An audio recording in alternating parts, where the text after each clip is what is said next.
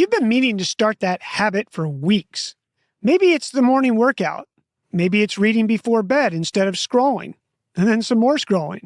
Maybe it's even as simple as flossing in the morning. You tell yourself Monday is the day. Monday shows up. You're tired. Motivated you from Sunday night has apparently left the building. So you wait for motivation to come back. It does, briefly, and then it disappears again. And the cycle keeps going.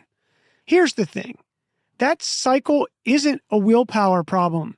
It's a design problem. Today we're breaking down the Fogg Behavioral Model, what it is, the surprisingly simple formula behind it, and then giving you 3 tips you can use to start building habits that actually stick right after this episode is done. I'll also tell you why the graph behind this model is one of the most useful things I've ever seen. And I say that as someone who's completed BJ Fogg's Behavioral Design Bootcamp and then earned the certification of Expert Tiny Habits Coach from Dr. Fogg himself. BJ Fogg is a behavioral scientist at Stanford University, founder of the Stanford Behavioral Design Lab, and the author of the New York Times bestseller, Tiny Habits. His model comes down to one clean formula. Behavior happens when motivation, ability, and a prompt come together at the same moment. Put into an equation, B equals MAP. Motivation is your desire to do it. Ability is how easy or hard it is to actually do. And the prompt is the trigger, the cue that tells your brain now. When a behavior isn't happening, one of those 3 things is missing or misaligned. That's the whole diagnostic. Now the graph. Fogg mapped this out visually, and it's worth picturing even in your head. Motivation runs up and down on the left side, low to high, the y-axis. Ease of doing the behavior runs across the bottom x-axis, hard to easy. What the graph shows is a curve, and everything above that curve is where behaviors happen. Everything below it, they don't happen.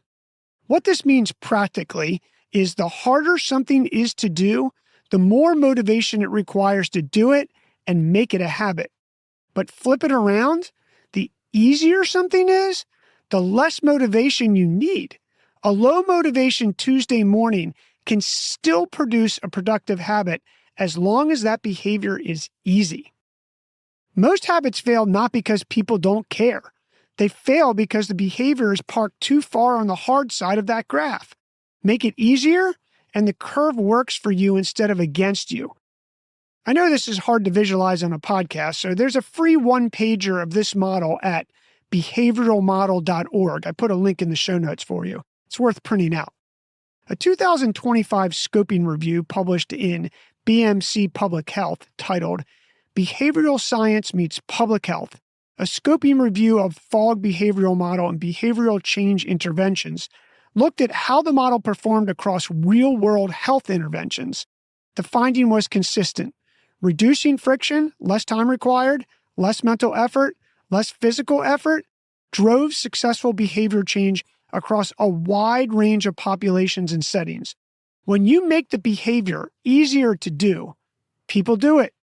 When they do it repeatedly, it becomes a habit. Here's 3 ways to put the B equals MAP to work right now. First, shrink the behavior until it feels almost too small. Fogg calls this going tiny. Want to start meditating? Don't shoot for 20 minutes. Start with 2 breaths. Want to get into a writing habit? Open the document and write 1 sentence. Want to floss in the morning? Floss just 1 tooth. The goal at the start isn't volume, it's just 1 rep. You're training your brain to link the prompt to the behavior, building the groove before you build the distance. 2 breaths becomes 5 minutes. 1 sentence becomes a page. 1 tooth becomes your whole mouth. But it starts tiny on purpose. Step 2, anchor the new habit to something you already do. The most reliable prompts aren't alarms or reminders on your phone. Those are easy to ignore. The most powerful prompts are behaviors you already do automatically.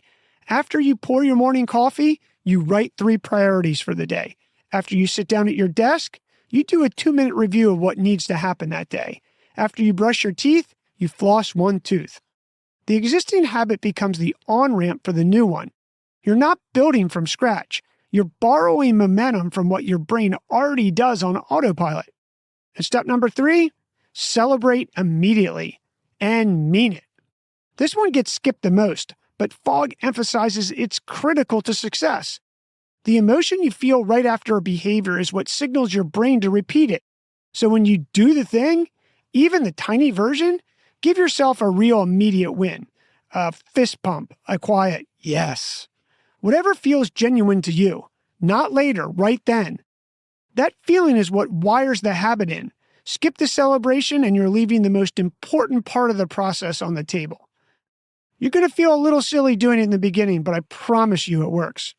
Stop fighting yourself. Go tiny and start designing yourself. Your move.